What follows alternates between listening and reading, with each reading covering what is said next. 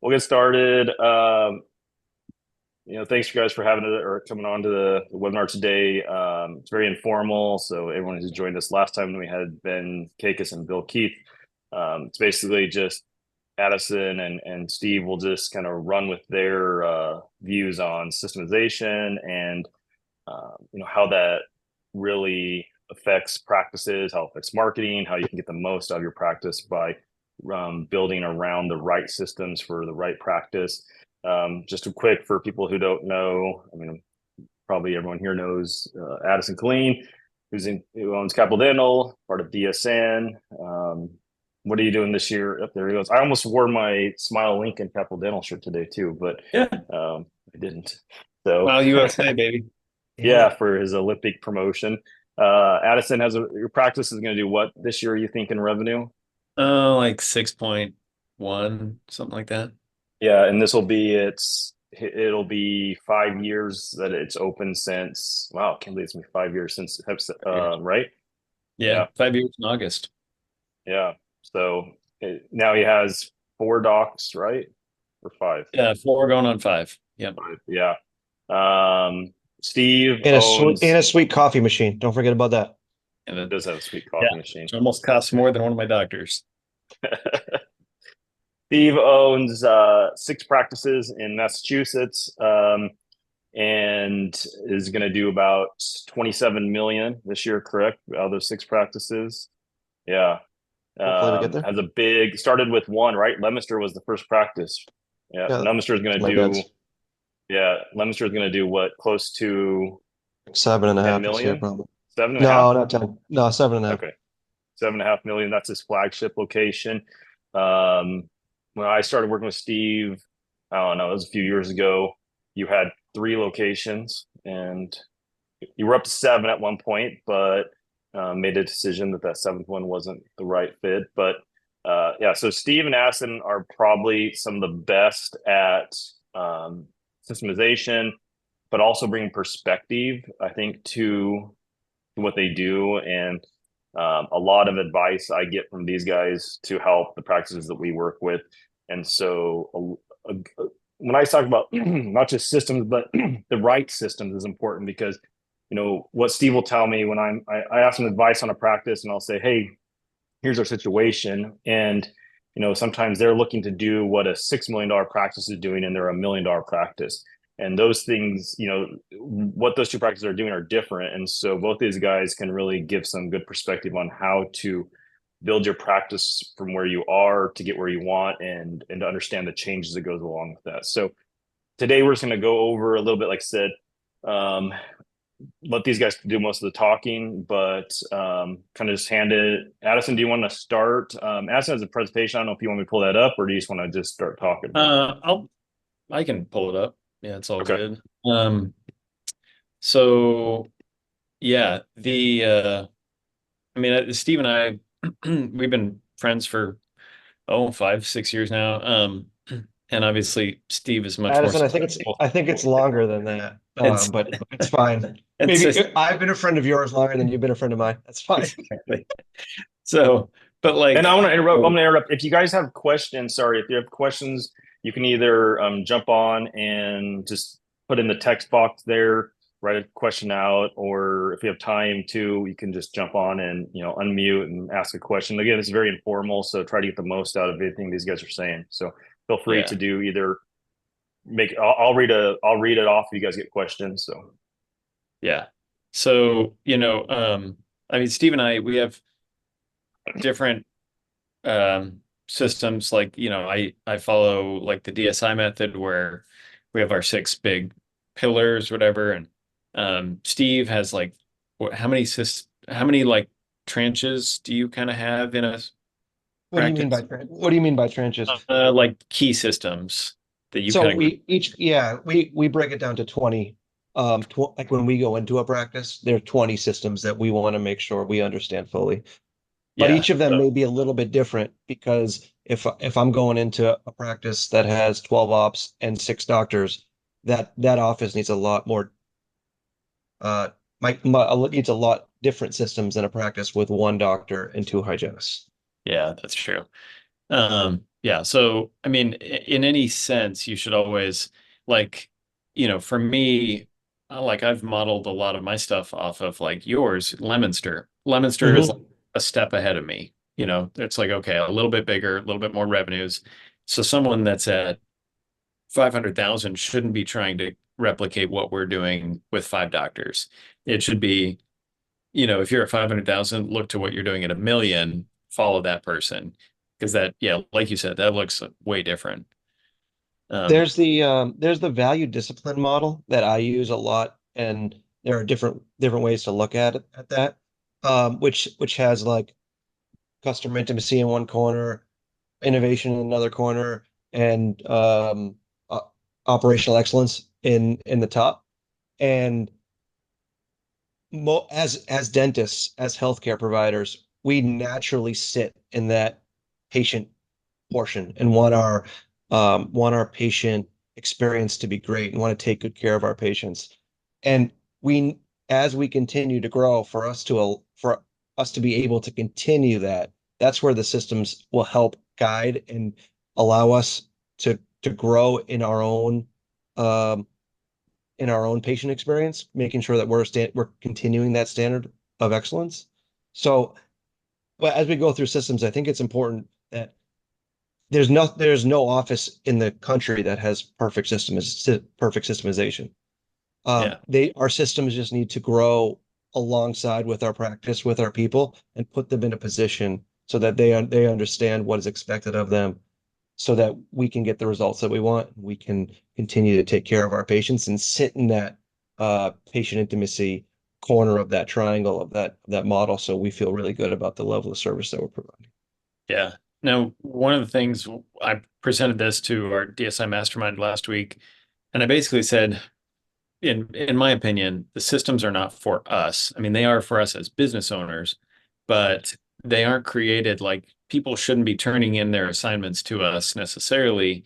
It's for the team to create so that the team can use it, so that they can like keep themselves accountable to a system. And our job was that we should be the chief repeating officer. We should always just be setting the tone that like, hey, this is the level of patient experience. And it all goes back, and I guess to pay the piper here, like in marketing, everything like we are screwing the pooch if we are not giving a good patient experience on the back end or closing the deal. Like if we are doing the Google ads, Facebook ads, SEO to get people to call our office, if we don't answer the phone correctly, if we don't have a good experience for them to fill out paperwork, come into the office, we're going to lose that lead, or they're not going to want to do dentistry with us. Like we're wasting that value. I mean, is that what a few of your systems are, Steve? Yeah, and I think that it's hard for us to be that chief repeating officer. I think that shows itself in so many different ways. And as I was going through your slides, it made me think of something that happened just to me this week. I'm walking through one of my offices and I hear a patient call to cancel. And I can only hear our side of the phone because I'm just literally walking through the office. So I just kind of slow down because I heard her say, this patient clearly called to cancel, and the response was, "Okay, thank you," and um, hung up. Like that was the end of the conversation. And like that kind of makes smoke come out of my ears. So I was planning to go there to meet my regional manager, and I walk in, and I was telling her, I said, Marianne's awesome, but it may be worth listening to that phone call. Um, and Mary, who's been with me for 7 years, looked at me and said, to be in her defense, I don't know if anyone will ever meet your standard. And just stopped there. And I looked at her and I was like, at first I wanted to, put on boxing gloves and let's have a fight. But I was like thankful she even felt comfortable saying that. And then I sat down and said, that's not my job. My job is to create what excellence potentially should look like and then not waver from my standard Mhm. ever.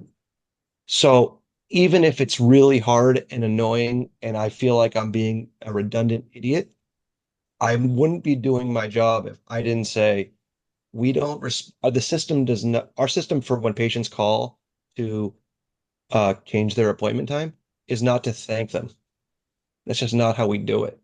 And if I can't lower our system because the level of our talent isn't there yet. I don't expect us ever to be perfect. That's unreasonable. But if and when we do make mistakes throughout the day, if I'm not repeating our systems over and over and over again, we'll never have a chance to obtain excellence. Yeah. And that's hard and simple. It's simple to understand, hard to continue to do. And my recommendation would be not to waver on any of your systems that your team isn't currently at because they're not meeting them yet. Well, and I mean, in the overall arching philosophy of like why we need some of these processes in place, it should be super clear instruction, driven by the team, used by the team. And like you said, no practice is perfect. So we're constantly evolving. Like, last week I said, hey, I want to hit like 95%. My team leader said, yep, we're there.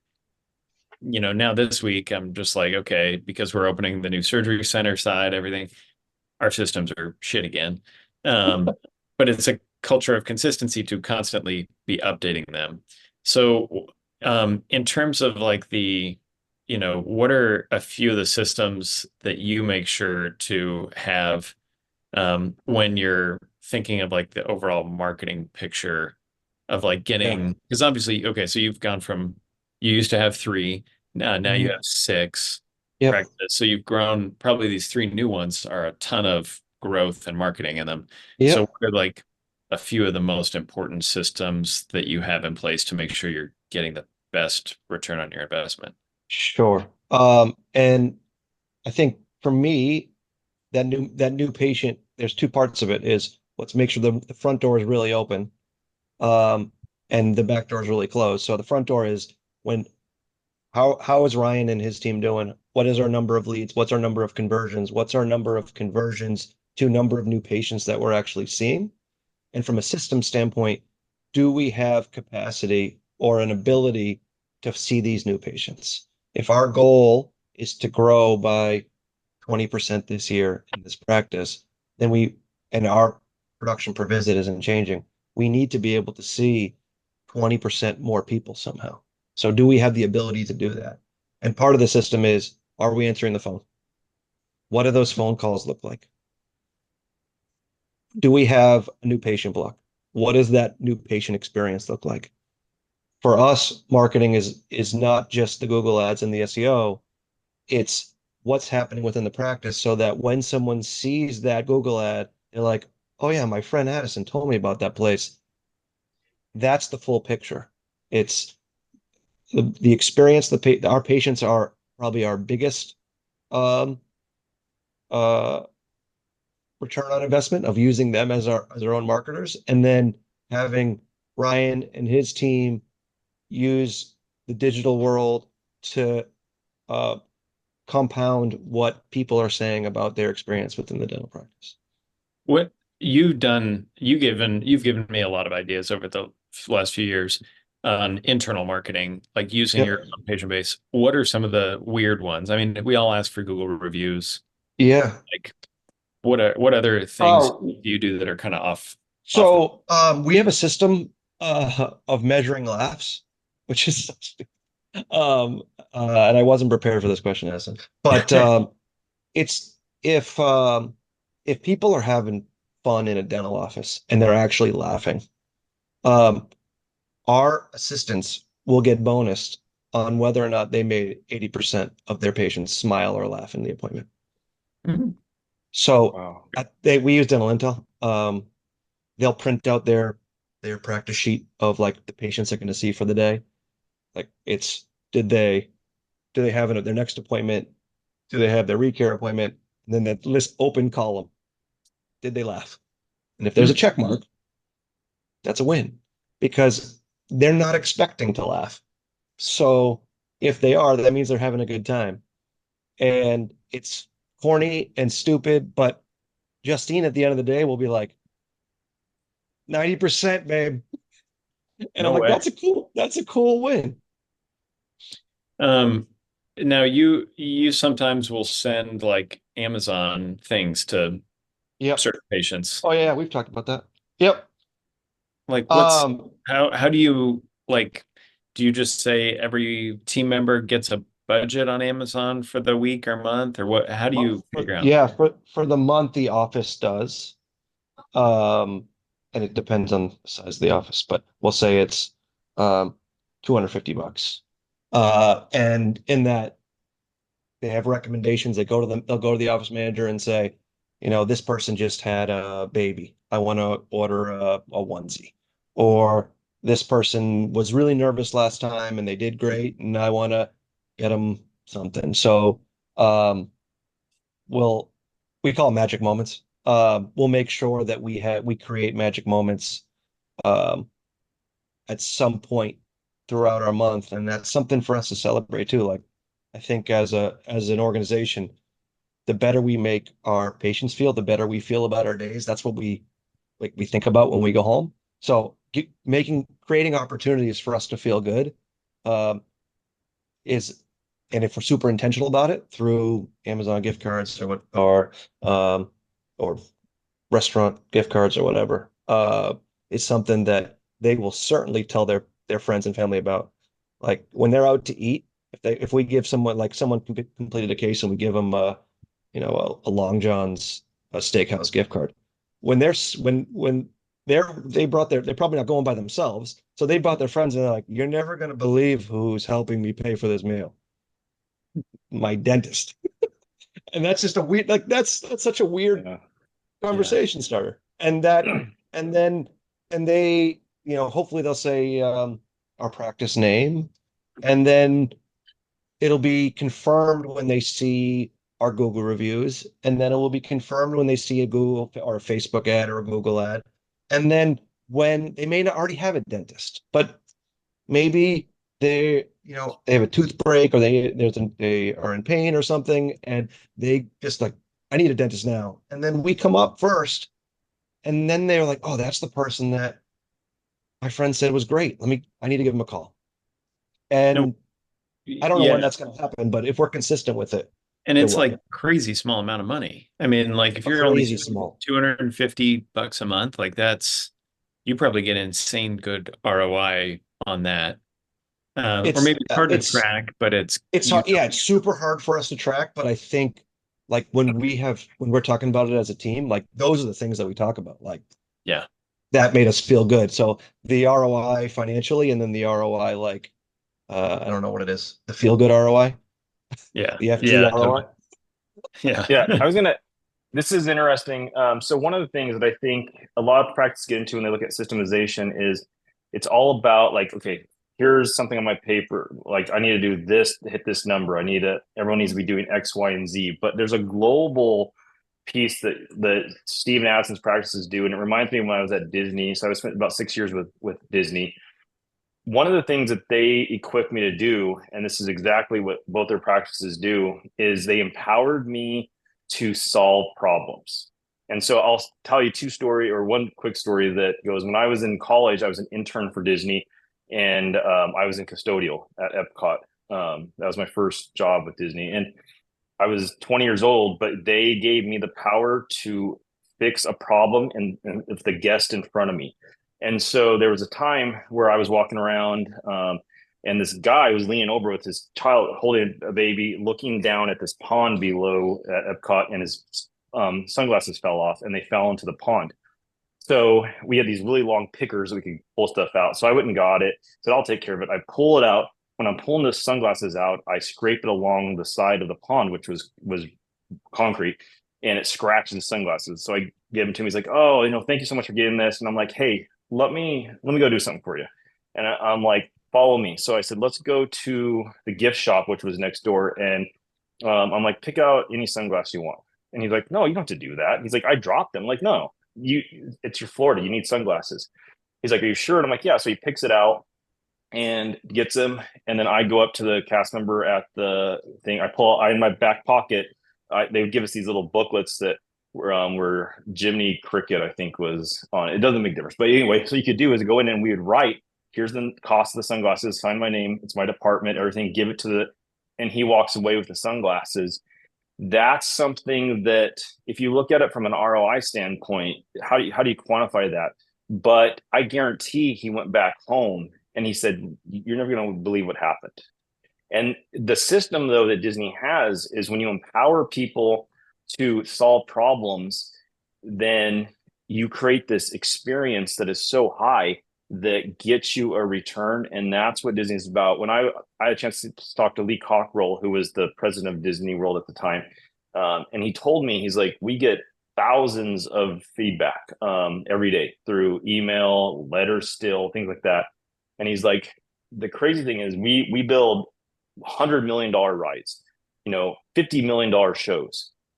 The number one feedback we get isn't about our shows, about our restaurants, about our rides. It's about our people. And he says, as a company, we're a multi-billion-dollar company. We make money through our people. And he was like, it's a system that we build to empower our people to solve problems. And when you do that, that's the highest level of the system, your company will make money because they're solving problems. And so I think about in the dental world is like that call where that someone said, okay, thank you, and they hung up. I mean, that does go against the system of solving problems. And Disney's belief is to make the guest experience as high as possible. So I think that's something to look at, is just that overarching goal system to have employees solve problems is a big, I think, hurdle that happens in the dental world. Yeah. When we talk about systems, obviously there's scripting on the phone, there's the in-person like handoffs. Like I think we talked about that yesterday, Steve, right? Yep. It's like, do you guys practice handoffs in like me handing off to you, you handing off to me? Like, okay. All the time. Yeah, What I think that's when, as far as systemization, that's probably the easiest and biggest ROI on system to start with, is the patient journey through the door and those transition points. And I'm sure that you guys have all heard that, but the cleaner and the crisper those handoffs are, the greater the case acceptance, without a doubt. So if you're diagnosing, treatment planning, and struggling with case acceptance, it's probably not it. You may be part of it, but I'm guessing that transition from the back to the front is not as strong as it could be. And that is where I would start, and where we do start with systemization, is making that transition, every transition from when we're transmitting information, as crisp and clean as possible. And I would even throw in there, yeah, you could be the problem. And it's the way that you communicate the issues to the patient, whether you're going over their head with, too complex of terms, or whether you're not explaining it well enough. So I would just say, take your phone, throw it in the back of the operatory, record yourself, watch a few of your treatment presentations, see how you're doing. Because when you think of everything as sales, from the phone, like the Google ad, Facebook ad, all the way through the phone call, through the patient visit to money in your bank, if you only let them stop halfway through, you're getting the $400 exam or whatever, but you're not getting anything past that. That's a huge loss. To add to that, Ashley, that's awesome, and I've definitely done it, and it's so uncomfortable to listen to yourself back. But I also encourage something that I do, and I encourage all of our doctors to go in. If you look and someone didn't schedule, go talk to the hygienist, go talk to the assistant. Like, all right, what happened after I left? Because that's not going to be recorded. But like, did they ask you questions? Get that feedback. Maybe it's at the front. Like, try and complete the circle. We look in our offices for an 80% patient acceptance, meaning they recommend, if we recommend anything, 80% of the time they say yes to something. When it starts getting below that, that's when we need to understand where in the process, where in that patient journey we're dropping the ball. Yeah. I think that's a So, and that can happen, when that can happen in the treatment room, that can happen in the front, that can happen in the transition. and you obviously know like Google reviews give you one sense of patient satisfaction, but I think the patient acceptance rate of 80% is a really good number. That's about what we shoot for or Yeah, we're at most days. Now, that's patient acceptance. You could always look at case acceptance, which is dollars, yeah, but so many of us different kinds of practices, you know, dollars, if we're shooting for bread and butter occlusal composites, of course, you're going to have like 99% case acceptance because it's all cheap, easy, quick. Whereas if you're cosmetics, you're presenting $100,000 a day, maybe you're getting like 10 to 15%, which is still good. I mean, that's still amazing. Um, but I think the 8 out of 10 patients walking out with an acceptance of something is really good. Now, I mean, Steve, you would even be called a small DSO, but I've heard from other DSOs, big corporates, that they are, you know, happy as long as they're over about 65% patient acceptance. And so they, hmm you know, I think when you pay attention to quality, um, and making sure there's good handoffs, good transmission of information, and giving them financial options, I think 8 out of 10 is really achievable. Is that what you would say? And is that your perception of the DSO yeah. market as well? Um, when I speak to DSOs, it's less. It's funny. Their goal is more on dollar treatment planned rather than acceptance. They have found that regardless of uh how much is accepted, their production will go up as long as the treatment plan dollars goes up, Yeah. which I find to be shocking, but whatever. So yeah, for us, it when we start to see um it go below 70, that's when we'll have another conversation about handoffs. And because I have doctors that will go between offices, and in one office their acceptance is 85 and in the other it's 62. So Yeah. they're not changing, but the level of the system that's supporting them must be. Yeah. And that's a, those are great examples for me to share with the team. Like Dr. Coleman's not different. He's the same dude saying the Yeah. same exact thing. Well, and I'd say that even goes back to, you know, how does your office look, smell, feel, the vibe you get, the happiness you get. I mean, I'll pick on Jason here. Jason, like you just built a brand new office or renovated, like beautiful interior design. Your treatment acceptance rate is going to go way up just because you have a new office. And same with like my surgery center. That's why I put a freaking expensive like car of a coffee machine in the front waiting room, is because when I present an all on X treatment, I want to make sure they understand, well, yes, I'm getting a $5 coffee here. I will say yes to that $25,000 treatment plan. Like it's all in service of a higher patient acceptance and more patient satisfaction.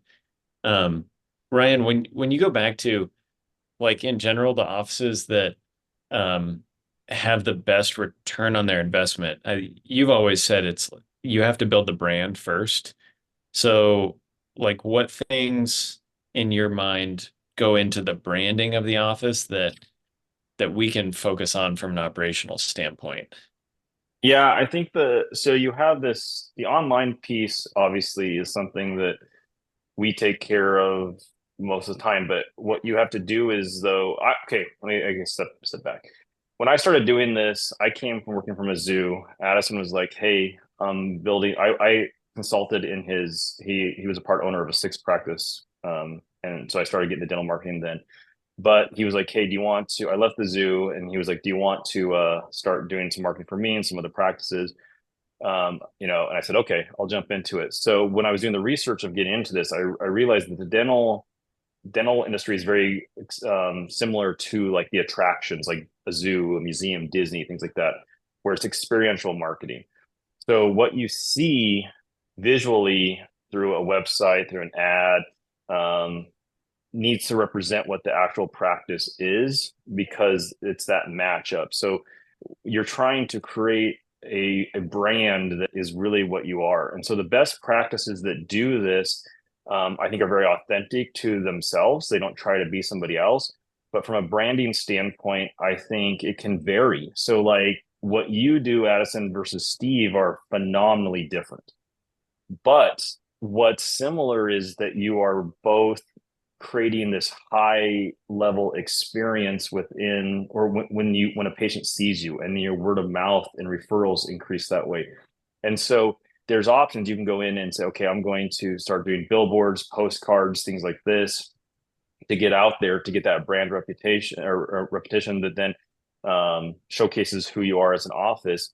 But it really comes down to when they're in that experience and seeing it, and that will help increase that word of mouth.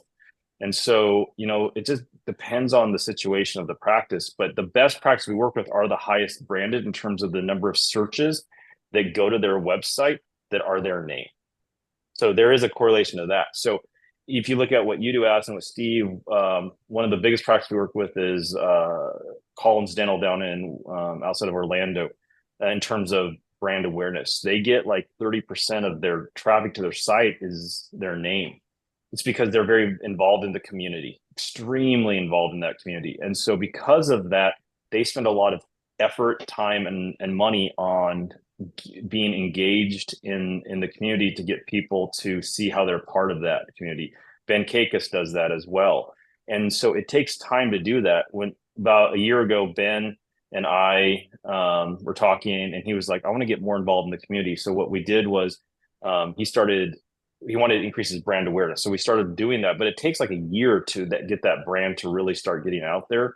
So I think it just depends on your situation and what you can do, but you can start it within the office and how your patients, that's the easiest thing to do, because not everybody can do what a Collins or an Addison or Steve can do in terms of their ability to get out in the community or do branding. But everybody can build an experience in the practice that then creates a larger referral and word of mouth network.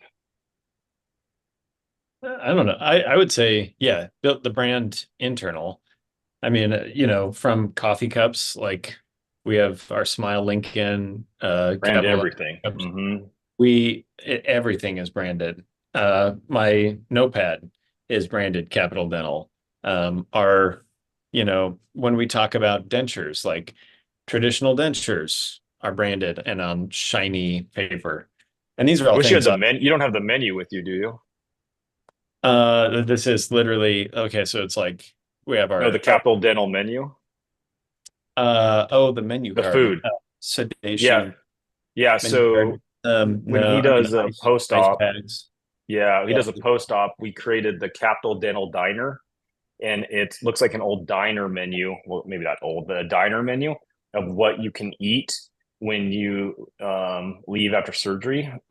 And so instead of just saying, here's the thing. So when you go to like a normal medical clinic, you get this very sterile instructions on what to do after you're done with whatever procedure. It's boring. It's just so clinical. So what we did with Addison was flip that around and say, let's have fun with these post-ops and do something that is actually going to engage the person to, and this goes back to, like, I guess, my Disney and attractions industry. When you can engage somebody and entertain them, they will absorb more information than if you just tell them, or if you just keep it very like boring. And so that's the thing is with Addison's, what we've done is really build a brand around everything that we give out, whether it's post-op or whatever these are, because it makes it more of an experience, which then the person will absorb at a higher percent of, and have a better chance of actually doing it. And you can do that for any of your clients, right? I mean, you could copy my paperwork, change logos. I mean, that's easy, or give it, like Addison has a whole library of stuff that, so if you guys totally copy my stuff, I've copied my stuff from, probably half of my stuff's probably from Steve or other folks anyway. So really, and I would highly recommend like all of your post-op or informational brochures on like implants, other stuff. Just make sure it's branded you. I think that's a huge thing. Yeah, it takes a little bit extra time, but that brand repetition is incredibly important.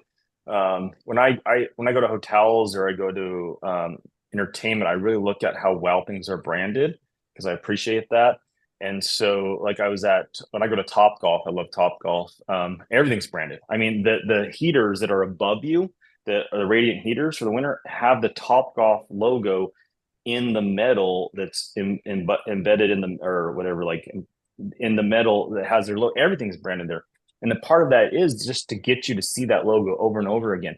So if a dentist office can do it, I mean, you're not going there to have fun, but might as well like send somebody, like show that logo, that brand as much as possible. It's only a benefit. Yeah. Yeah. I mean, we've kind of talked about, systemization in general. Obviously in my presentation that I did last week in Charlotte, I kind of talked about if it saves you 60-ish thousand dollars a year, if it makes your practice 5% better, it'll in essence save you on average $60,000 a year. If you reinvested that $60,000 a year every year for about 20 years, if you got, 23 years, that would basically work out to be about $3.3 million in an investment account. And then it would probably add about $1 million onto your sales price in future dollars. So that would be about a $4.5 million change. Now that's just only 5% better. That's not even like getting more, converting more leads to more conversions to new patients, utilizing your capacity better. That's not even taking anything else out into factor. But that's a $4.5 million project that basically, if you put it into those terms, like that's what you should be doing this afternoon, is working on making sure you have a vision with maybe your office manager, team leaders, whatever, regional manager, whatever, making sure that they understand that. Yeah, Steve, I'd say, Steve, you bring up examples of that a lot with like, Yeah. it's almost like sometimes I ask you something, it's like it's a no-brainer. Like, hey, should because I connect Steve sometimes with people who work, which they get some advice, and I'll be like, hey, he's thinking about adding a doctor, and then Steve's reaction is, well, first of all, he wants to see, he gets to the root, is that practice and that owner really, is that really the best thing for them? Is that what they really want? But then it's sometimes like, yeah, you should have a doctor. Like if that, it's because you instantly somehow trigger, and I think Addison does this too, instantly understand the value of certain things and how the long-term revenue with that comes from that. As Addison was talking, I just started writing down some systems of like, and I'm sure everyone listening into this may even be more systemized than me, but like where would I start? I think it's so overwhelming. You could have a system for like every single thing, like when to change light. You could get so granular, but that's so overwhelming. So most dentists that I speak with just kind of don't do anything, and they just get through their day and their schedules. They are very reactionary. So I advise doctors that I speak with, find 10 systems, and maybe that's too much, but find 10 systems, make sure scheduling, patient journey, collections, and follow-up are in there. And then write them down. And maybe you lean on your team and have, if you're not, if I wouldn't be able to even write down how we do some of those things. So I started our systemization by having the team write down how they do it now. And then tweaking it. I need to know where we're at. That's the systems audit. I need to know where we're at now. I need to know what perfect looks like, and then I need to find a way and create a plan and on how to get us from where we are to where I want us to go. But it can't be everything. And for me, those biggest returns are patient journey, scheduling, collection process, patient follow-up. Yeah. Well, I mean, yeah, those are great ideas. So do you want me to go? Do you want me to go granular for that? I can keep. Well, I would want to leave. I wanted to see. I mean, we've kind of talked a lot about Yeah. a bunch of different stuff.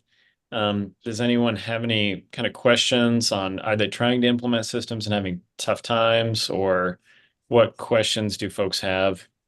I want to make sure that if people are having issues, we can address them.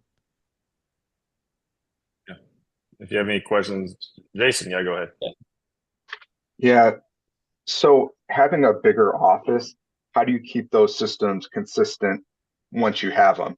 Is it, we have a weekly lead meeting, we have quarterly team meetings, but with multiple doctors, multiple pods is how we have it. How do you Yeah. keep everything consistent? Addison, you mind if I take that one? Go for it. Yeah. All right, cool. Um, in those weekly meetings, the issues and the inconsistencies need to be brought up, and they need to be solved and cascaded back to the team. So that happens in two ways. Like, we'll have those quarterly meetings, and I use those quarterly meetings as teaching moments. And every time we have a teaching moment, I hear the same thing. Like, I just did this last week for our huddles. We're perfect. We don't do that. It's so common for the person hearing it in a teaching moment to say, that's not me. They must be talking about somebody else. Coaching moment is, remember when we talked about that at the quarterly meeting and you said you didn't do it? This is the example. And you're going to set that standard of excellence, Jason, for what your team is, for what that system is, for creating that consistency. And every single time you see it, you call it out in a respectful, loving, caring way. It will get there eventually. I tell this story a lot, but when I first got in my dad's practice, they didn't do exams. No, they never had periodic exams. So when I walked in, they would only get the doctor if something was wrong. So I would walk in and be like, patient would look at me like, why the hell is that guy there? Like, is something wrong?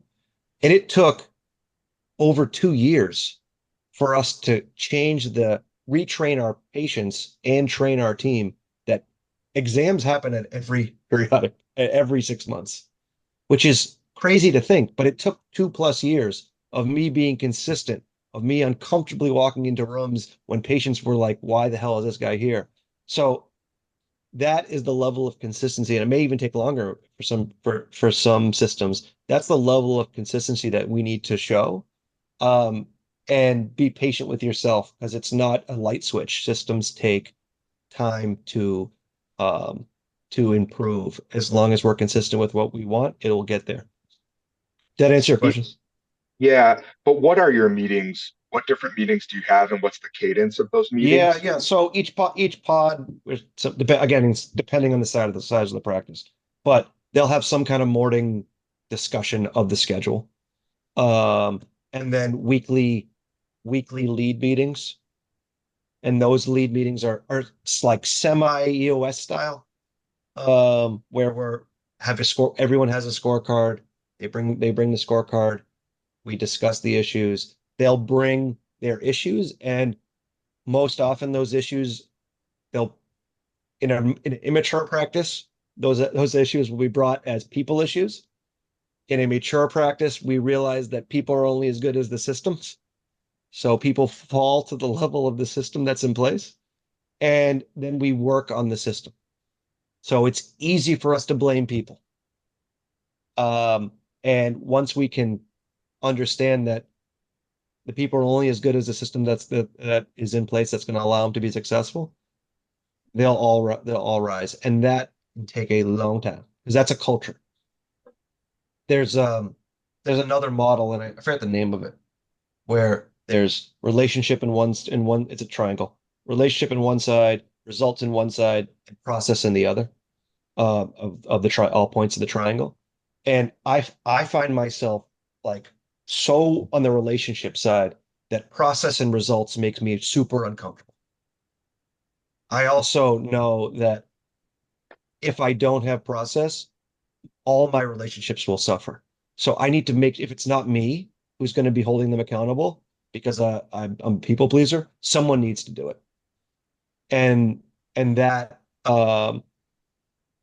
making sure as we grow, all of that, the results are clear, the processes are clear, and the relationships will benefit from that, will all rise.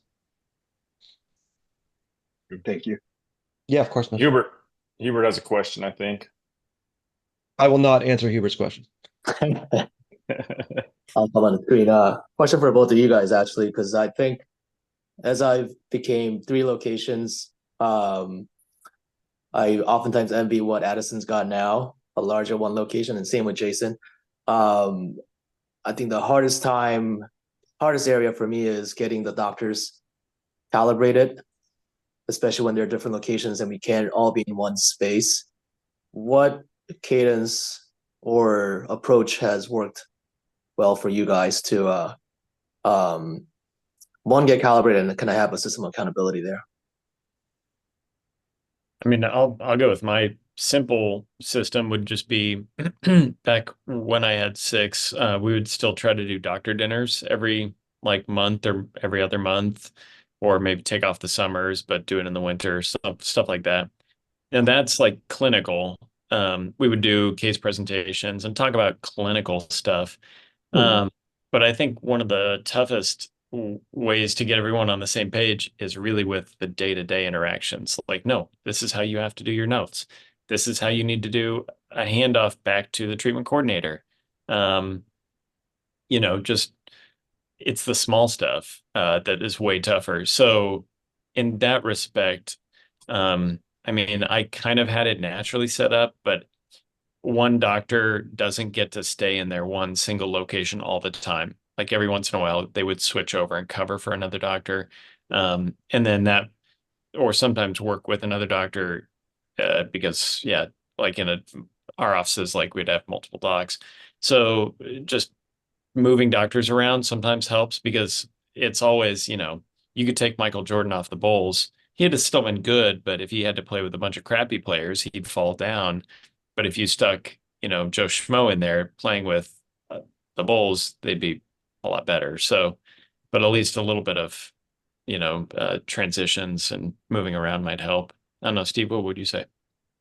So there are some little systems like we have a doctor group for Slack, and we need at least 1 weekly post of a case, and then we all need to talk about it. So we use Slack and communication tools like that to share cases and talk about them.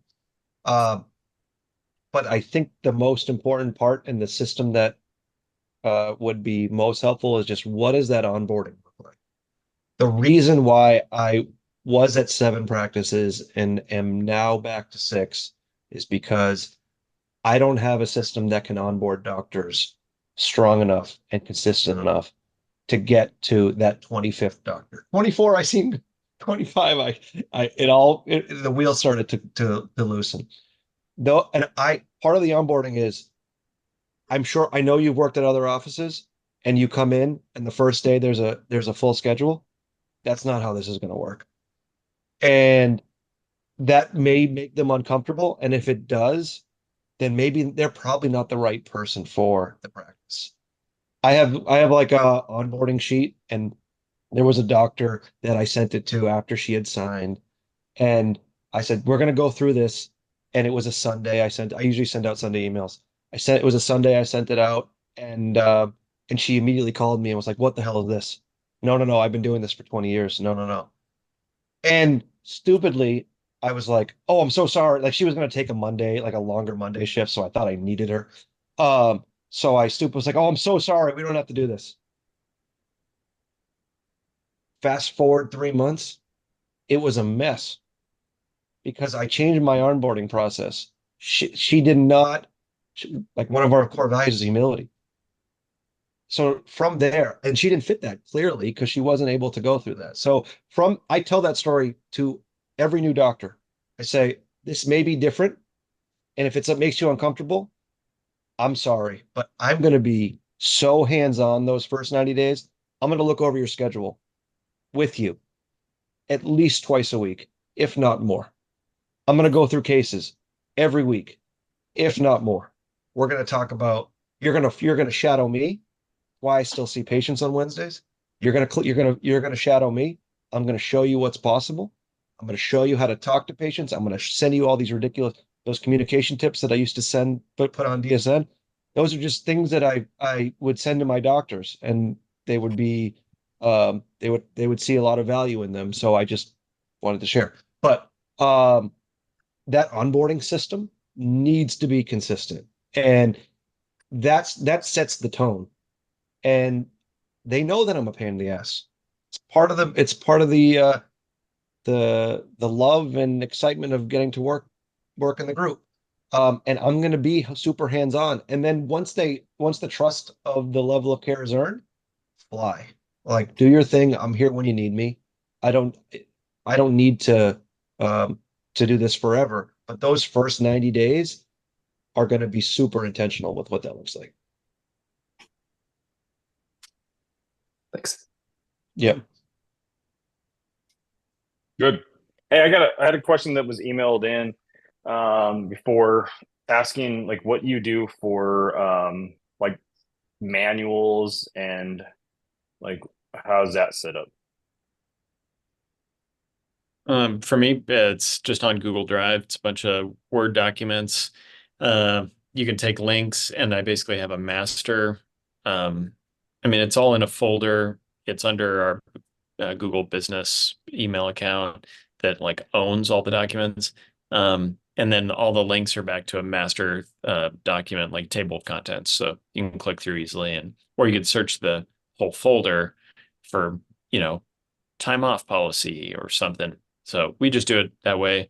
Yeah. How do you do it, Steve? Yeah, I have everything on a Google Drive too. But one thing that I think is super important, because as Addison is way more organized than me, and I'm so jealous of that. Uh, these are living documents. So, like, there have been times where we've written these beautiful SOPs, and then we just keep them in a nice folder and we present them at their onboarding, and then 3 months later, they're just a piece of paper. The systems are only as good as if the level of implementation. So, and things also need to change. There are systems that we had 3 years ago that no longer are relevant, or we changed our PTO policy or whatever. Like, those are all living documents. So I love having it in a Google Doc where it's we can easily edit it. But more important than having it on a piece of paper is, are we living the system that's written down? Because it's super easy to write the system down on a piece of paper. It's way harder to live that. So it's important and needs to be documented, and that's step one. But two through 10 are we doing it? And then are we auditing it? And our regional manager will go back and audit our systems once a year in our practice, those top 20 systems. Do we need to refine it? Yeah, I agree. So we're getting close. That's Go the ahead, hardest Addison. part, is just staying accountable to the stuff you've already built. So, Yeah. Kind of getting close to the end here. I mean, we can go as long as people want to stay on, I guess. But any parting thoughts or like big takeaways from each of you? I mean, I think we kind of talked about it, but systems. I mean, just a few little things. I'm gonna give my front office a budget to make a better guest experience. Maybe a $250 a month budget, and I love that. That is a if really somebody clever idea. has a good idea to, like, hey, go on Amazon. It's easy. You just click, ship it to their house as a gift tag, whatever. Like, I think that's genius. And then the laughing, I think that's a really awesome. So that's good. I mean, but I think you know, that's just gonna help close the loop from a new patient all the way back to then generating more new patients. So that's what I took away. Jason. Do you guys have a system for evaluation for raises? I know that's been a hot topic lately, and certainly in my office. Yeah, so we do monthly one-on-ones. We try, and I'm getting pushback, to not have performance evaluations and compensation evaluations at the same time. Um, but for our compensation evaluation, we once a year we'll have that discussion. It's been harder and harder. I will say this. Um, Post COVID, it's been harder and harder to keep up with salaries increasing. So we've had to make that more than once a year. In the past, which has kind of thrown off the system a little bit. But um, I'd like to set it's just about setting expectations. And then um, no, knowing that having the employee know what they're actually getting paid. So I've done this for every position except doctors. And now this just happened this week, Jason. So I'll share it because um, it shocked me. So our doctors get paid on percentage. And one of the doctors came to me and said, I haven't got a raise. And I was like, that's confusing. That's surprising to me because if you want a raise, I would just see another patient. Um, and I went back and year to date, she had made $25,000 more this year than last year. And she just didn't know because over 6 months, 25 grand minus taxes. Like, so I didn't do a good job of letting her know of her increase, of her raise. So she felt like she hadn't got one. So she felt unappreciated. So part of that compensation review needs to be, and this can't be done just once a year, but part of the discussion, they need to know, and clearly I didn't do a good enough job with the doctor. They need to know um, that they've been getting more this year than they did last year. So that needs to be part of the compensation review. Um, and but I don't I think more importantly than that is monthly monthly one-on-one discussions and making sure that that person's feeling appreciated. Money usually shows up when the person's not feeling cared for.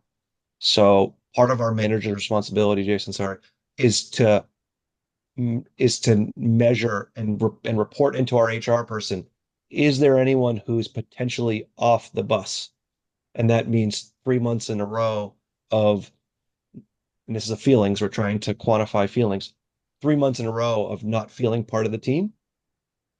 And then we will proactively start to look for, can we coach this person back or do we have to coach them off? And do we need to start looking to fill that position? And in your monthly reviews, is it just your lead doing the review with that team member? Yeah. Yep. Yeah. My tactical side of it is September I give yearly cost of living raises or work-based raises. And then in like January, February, once we get year-end numbers, I will do their entire annual compensation package from the previous 12-month period. So January, February, once we get our like retirement plan numbers all back and everything, then I get to like put this how much you're paid in wages, this is all your benefits, yada yada. Yes, you only made $22 an hour, but your annual compensation for 2023 ended up being like 50 grand, so that's showing them exactly like if you actually got paid every cent that it cost me to employ you, yeah, you're making $22 an hour. Actually, it's like $26 an hour. And I write that down on there too. Like I want them to be able to talk to their friends because that's what they want to do and Yeah. say, I actually make $26 an hour. So I'll put that. It says the equivalent of $26 an hour or whatever it is. Yeah, that's important because it keeps practices from, like, right now there's a lot of poaching going on, especially with like corporate or DSO. And so you might see that, okay, I'm getting paid $5 more per hour is what they're offering me and like a signing bonus, but your benefits are so much better that it's deceiving. So any way you can relay the total compensation and benefits, I think is a retention for employees. 100%. Cool. Awesome. Is it okay, Steve, if I share your email with anyone who wants to connect with you? Always. Cool. I'll put it in the chat down here, but then also I'll send it out in an email with I send this recording to everyone else as well. I'll put Addison's in there as well. So if you guys have any questions, just reach out to either of them anytime. Oh, for sure. Thanks, Ryan. This is fun, man. Yeah. Awesome. Thanks guys for doing this. I appreciate it. Hopefully we got some good value. I think there were some really good nuggets in here, and yeah, I appreciate it. Thank you. Cool. Have a good weekend. Good All luck right. on your race, Addison. We'll You see ya. guys. See you guys.